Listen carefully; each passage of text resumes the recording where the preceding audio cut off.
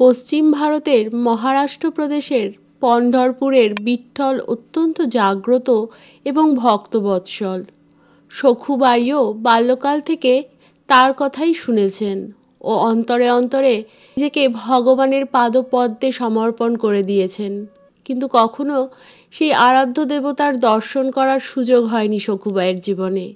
তাই গৃহিণী সখুবাই ঘরের সকল কাজের মধ্যে সব সময় সেই আরাধ্যার কথা ভাবতেন। ভগবানের কথা ভাবতে ভাবতে কখনো তার চোখ দিয়ে জল গড়িয়ে পড়ত। তার এই রকম আচরণ স্বামী ও শাশুড়ির কাছে এবং অন্যান্য গুরুজনদের কাছে অমার্জনীয় ও অনাথ সৃষ্টি হিসাবে গণ্য হতো, যার কারণে তাকে সহ্য করতে হতো গঞ্জনা, ভৎসনা ও কঠিন শাসন। শ্বশুরবাড়িতে এমন অত্যাচার সহ্য করতে করতে কোথাও কোনো স্নেহ ভালোবাসার আশ্রয় না পেয়ে সখুবাইয়ের সকল মন তীব্র বেগে ছুটে যেত সেই অসীম চিরাচরিতের দিকে। মনের মধ্যে সর্বক্ষণ সেই আরাধ্যার ধ্যান করতেন তিনি। আর এইভাবেই অন্তরে অন্তরে সখুবাই যেন সাধিকা হয়ে উঠেছিলেন। এইরকমভাবেই একদিন সখুবাই একাদশীর দিন একদল সাধুর সঙ্গে পণ্ঢরপুর যাবেন বলে ঠিক করেন। সেই অনুযায়ী সকালবেলায় উঠে বাড়ির সব কাজ সেরে নেন খুব তাড়াতাড়ি। কাজ সারতে দেখে শাশুড়ির মনে সন্দেহ জাগে। তিনি প্রশ্ন করেন বৌমাকে। সখু জানান তিনি সাধুদের সাথে বিঠ্ঠল দেবের মন্দিরে যাবেন। কোনো কাজে তিনি কোনো অসুবিধা হতে দেবেন না, বাড়ির সব কাজ সেরে যাবে। বাড়ির বউ কারোর কোনো অনুমতির তোয়াক্কা না করে পরপুরুষের সাথে মন্দিরে যাওয়ার সিদ্ধান্ত নিয়েছে, এত বড় আচরণ সহ্য হয় না শাশুড়ি মায়ের। তিনি তৎক্ষণাৎ তার ছেলের সাথে পরামর্শ করে সখুকে ঘরের ভিতরে থামের সঙ্গে ভালো করে বেঁধে রাখেন, যাতে কোনোভাবেই হতভাগিনী পালাতে না পারে। সখু একা ঘরে বন্দিনী অবস্থায় কাঁদছিলেন। ঠিক সেই সময় এক অপরিচিতা রমণী তার কাছে আসেন আর বলেন, আমি তোমার বাঁধন খুলে দিচ্ছি, তুমি চলে যাও পণ্ঢরপুর। এখনই পা চালিয়ে গেলে সাধুদের ধরতে পারবে, আর যাবার আগে তোমার জায়গায় আমাকে বেঁধে রেখে যাও। ভগবানকে দেখার এমন সুযোগ হাতছাড়া করতে পারেননি সখু।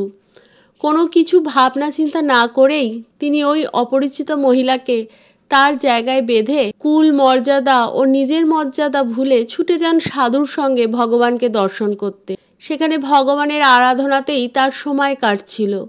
এমন সময় এক সাপ তাকে দংশন করে। অজ্ঞান হয়ে তিনি মন্দিরে পড়ে যান।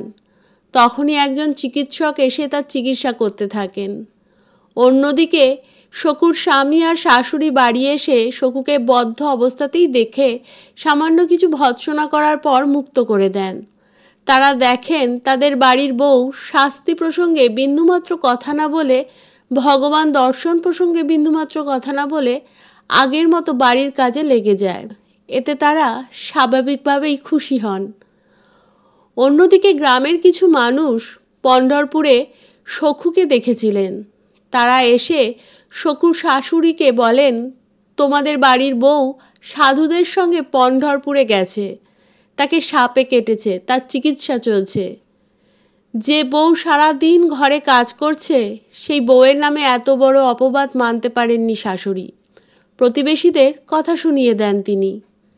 প্রতিবেশীরাও চক্ষুকর্ণের বিবাদ ভঞ্জন করে সখুকে কর্মরতা দেখে স্বীকার করেন, হয়তো সখুর সাথে চেহারার সাদৃশ্য থাকার জন্য তারা অন্য মহিলাকে সখু বলে মনে করেছেন। অন্যদিকে নিজেদের বাড়ির বউয়ের নামে এত বড় মিথ্যা অপবাদ শোনার পরে সখুর শাশুড়ি আর স্বামীর মনেও পরিবর্তন এলো। তারা বুঝতে পারলেন তাদের বাড়ির বউ ভালোই, তাদের সব কথাই শুনে চলে। শুধু শুধু পাড়া প্রতিবেশীরা নিন্দা করে, তাদের সম্পর্ক খারাপ করতে চায়। সর্পদংশনের পর মন্দিরে ধীরে ধীরে সুস্থ হয়ে ওঠেন সখু, কিন্তু তখনও তিনি বাড়ি ফিরতে পারেননি। শারীরিক দুর্বলতার কারণে সেদিন মন্দিরেই কাটান তিনি। এরপর সখুর বাড়ি ফেরার কথা মনে পড়ে। এতক্ষণে তার হুঁশ ফেরে।